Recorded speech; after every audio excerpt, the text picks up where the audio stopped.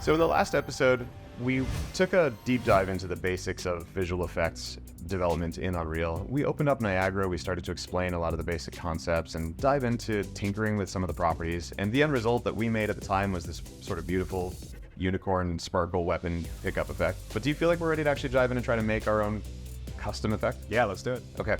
What we're going to do now is start working on our actual grenade explosion. The easiest element in a grenade explosion, I think, for us to pick up right now is the sparks. It's very approachable. And so we're going to open up Niagara. And I'm just going to turn off our fountain so it's still there for reference. And we'll just add another emitter, make it empty.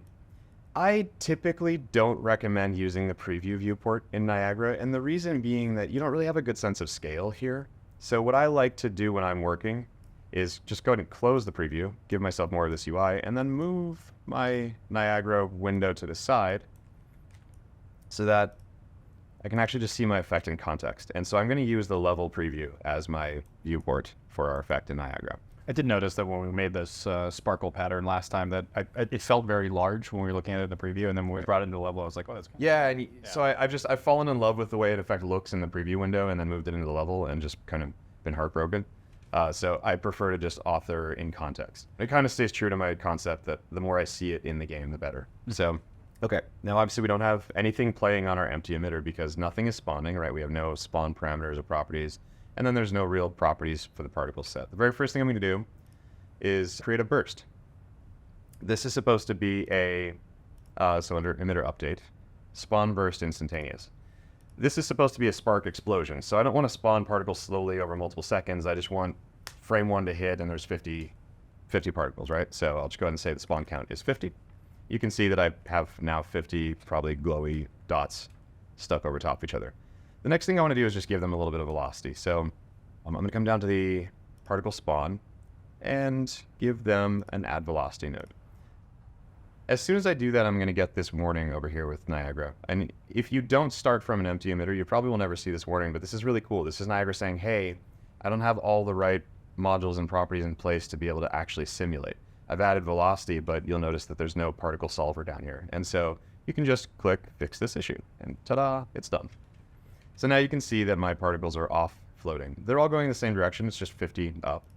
I could either add a random range here by clicking the arrows next to this property and going and selecting random vector. So you'll see this language of vector versus float in here quite a bit. And there's a couple other data types. There's arrays and scalars, curves, things like that. They're all different data sets. You can think of them as Lego blocks that need to connect to their other pairing Lego piece. And like Legos, you can stack them all together to make other versions, etc. So a float is just one input. If I'm just defining the X scale or lifetime, then you can think of that just being a float. When you see vector, it just means it's multiple inputs. So in this case, I've got a vector for the X direction, the Y direction, and the Z direction.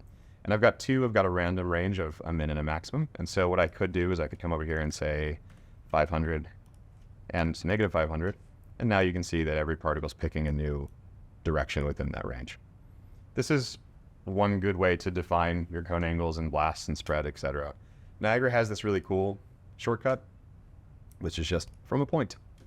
And now I can just say, hey, I want them to go everywhere from a point at this huge velocity, right?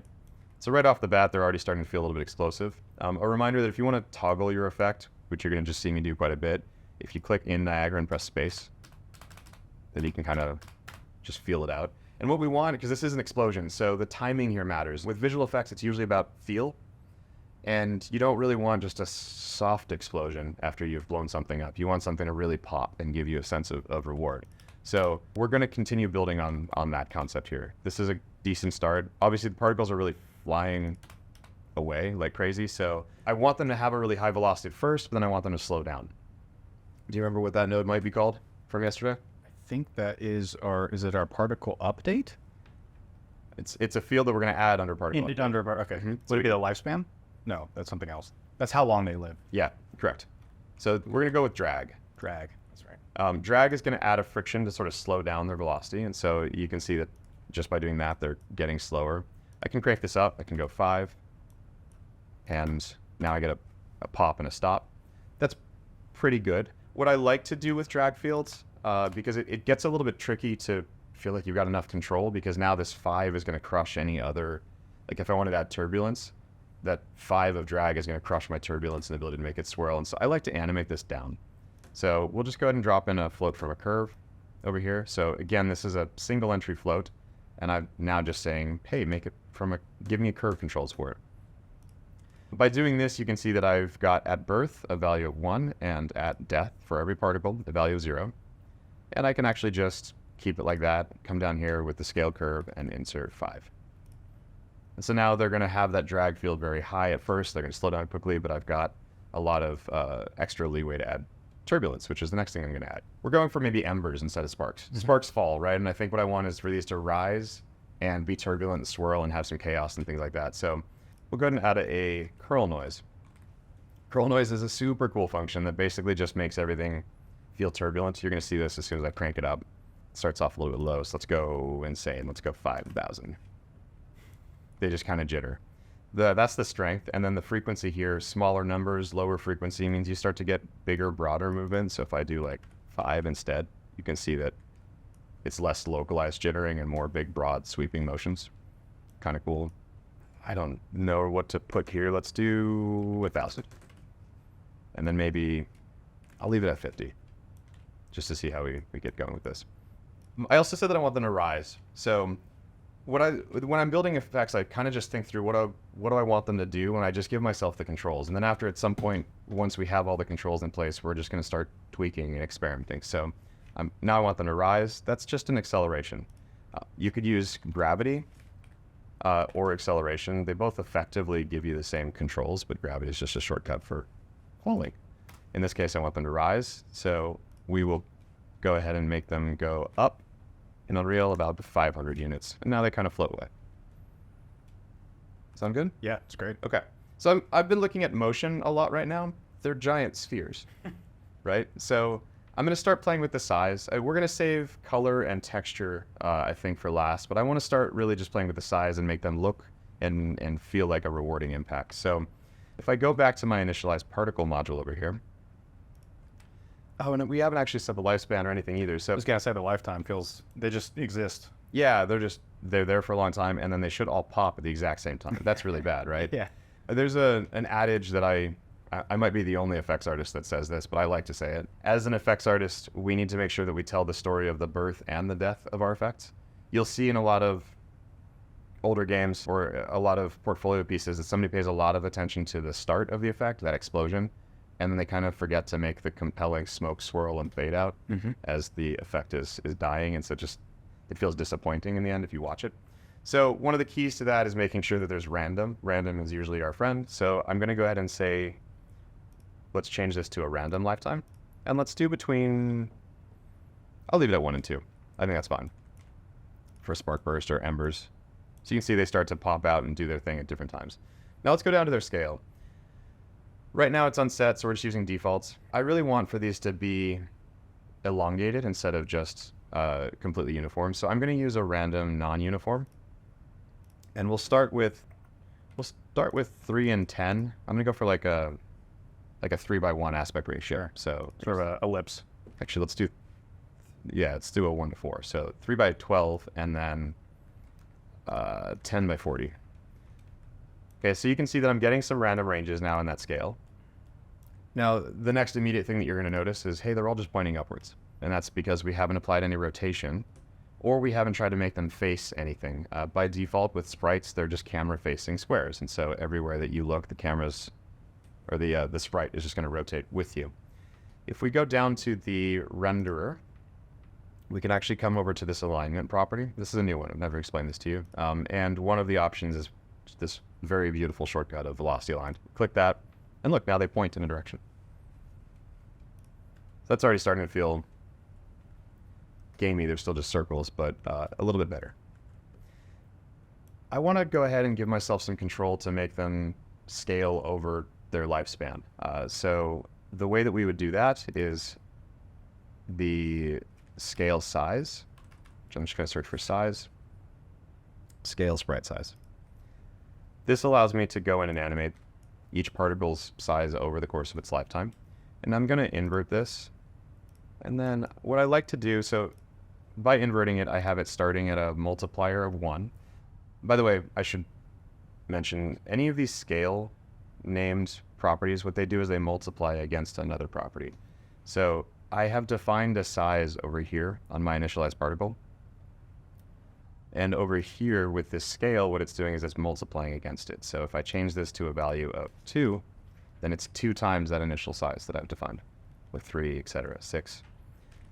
So just know that I'm going to be multiplying a scale factor. What I want to do is just give myself some animation controls on this. If I right-click on any particular keyframe, I can come over here and just set a user-controlled handle. And I'm just going to do this, so that it kind of scales up at first and then scales down as the sparks or embers cool down. Does that feel better? The way that they die kind of at the end feels really, feels like what a fire or an explosion might feel like. Right. And I think they're really big right now. You can kind of tinker and play for all eternity. I like to give myself all of my controls just with fast passes through things, and then I like to add as many elements as I'm going to, because the way that these embers feel is going to change completely as I add the flash and our fireball and everything else going on in here. So I don't want to spend too much time tinkering, but I do think that they're way too big for a little bit too long, and so I'm just going to add another keyframe and maybe just come over here and give myself another user-controlled tangent to make this a little bit smoother. And then I do like that they scale up, so maybe something like that. So there's sort of that, like, I'm faking a sense of motion blur, right? Where like the explosion happens and you get that big screen tearing of blur. It's moving so fast. That's looking really good. The other thing that's kind of bothering me right now as far as motion goes is they're all coming from this one center point. And it's a missed opportunity. That might be real if our grenade is, like we could argue our grenade's tiny and it explodes outwards. But what I like to do is have them not all start from the same exact spot and sort of create an initial location so that frame 1, they're already outfilling a volume. And so to do that, I'm just going to come over here and add a shape location. We can just use a sphere. And you can see they're already starting to fill in. Now, this is an interesting concept of Niagara. There's data being passed from the top of this stack downwards. And so in this particular case, I put the shape location below my add velocity. And so what happens is the particles are getting their velocity from point as if they're all still in that center. And then I'm putting them on a sphere, which is why we're kind of creating this sense of turbulence, where like I think maybe there's a particle spawning here on the sphere, but it's going downwards instead of outwards. So do we need to drag the velocity or either like or. reorient them? Yeah. And as soon as I do this, you'll see they burst out like as if they're coming from a sphere. All right, let's talk about colors. We probably want these to be hot. Let's say fire. What I can do is come back over here and start to pick a color. So right now it's unset. I can do a random range. I can do direct set. There's this extra control that's kind of cool so if I do random range, it's treating this like data where 0 is black, 1 is white. That's handy for me mathematically, but as an artist, I really want to be able to say like, oh, I want it to be a little bit more red in tone, but I don't want the value to change. And you don't get that control. So they've added this awesome control here where you can actually pick a hue. Let's go a little bit orange. And then I can turn on that I want to have some dark and some bright. And I can make, 10% of a hue shift basically around. So I'm gonna get some reds and maybe a little bit towards green. So if I center it. I'm gonna take this opportunity as well to explain that colors can go up into high dynamic ranges. So 0 to 1, I'd mentioned that 1 is white. You can actually go much, much higher than that. And the data will pass, and depending on your project's bloom settings, you'll start to get glows. So that's a really powerful thing for hot effects. So if I crank this up to 500, you'll start to see that we get some like really, really nuclear glows on these sparks. This is probably way too much, but it's already starting to look a little more impressive, right? So let's just do, 3.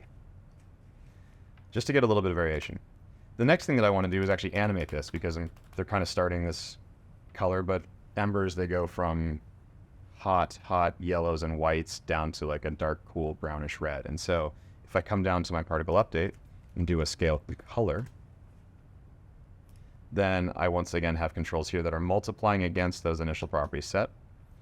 it's separating them for me, which is very handy. So the very first thing that I can do, well, when a particle dies, it's going to pop unless you do one of a few things. You can scale it down as we are, or you could fade it out. And then there's some more complex controls that we could add down the road. I remember we had the scale alpha with our particles in the previous episode where they were able to kind of fade at the end. Right. Now, I usually still do that anyway, but we are saying that these particles are going to be teeny tiny before they die, and so it's not necessary. So instead, what I can do is just combine these and then make a 4-vector from a curve, which gives me color controls. If you do it this way, you actually also do have the ability to fade out your alpha. So this display is a little bit interesting. The top is your color, and so I'm going to add a whole bunch of color controls, but the bottom is my alpha. And so if I wanted it to fade out, you can leave this. I can also just select the black and press delete, and now it's no longer fading out. We don't need it in this case, so I won't, to not confuse anybody. But what I can do now is animate the colors. And so at birth, again, we're looking at the left, the start, the sort of 0x axes. Double click and I get this color picker, and I can come over here and pick something very yellow. Now I am multiplying yellow against yellow, so maybe if I get weird colors, I would want to go back and set my initial colors to white so that I'm only controlling them in here. Let's move on and say we don't care, but I want this to be super bright, so let's go 15, 50. And so right off the bat, you can see like I'm getting a nice glow at the beginning that's fading down. I can start to add in more colors. So over here, we want this to become a little bit more orange, and let's say this is only going to go to 3. And then add in a red. And we don't want this one to be too hot at all. And then we'll have it fade all the way down to near black, and kind of just like really dark brown. And we start to get a little bit more natural feeling colors out of that. Yeah, it's looking really good. Yeah. Feel from the sort of floaty dots that we started with, I feel like this is very explosive. Yeah, absolutely. One thing that I don't think I've actually mentioned this yet, but at some point you're going to accidentally press the G key. And what that does is it turns on game view so you can see the game without all of the manipulators and widgets. I've been looking at this with the G key on, so I apologize for that if I've confused anybody, but I do that all the time when I'm previewing my art just so that I don't have the widgets in the way. But it's also very confusing when you come back and you're like, where's my widget? How do I grab the effect? So G key is going to be your friend. If I drag this up, you'll notice actually that the effect is very spherical.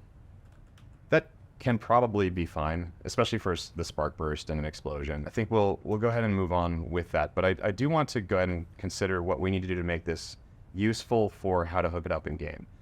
And so we need to pick a predominant direction that we're going to build the effect out of. Unreal by default has this giant green arrow. This is solely for display, but it's a good tip for us to like use as a standard. And so they kind of assume that if your effect has a direction, you should point that direction down the x-axis. In our case, if I do that, everything that we've used should rotate because I'm spawning everything out as a sphere, and then the acceleration that we're using to suck the particles upwards, that's in world space. So we're still fine for now, but I do want to point out that while we're authoring, we do need to consider the major axes of our effect. And so I'm going to rotate this and leave it so that it's pointing upwards.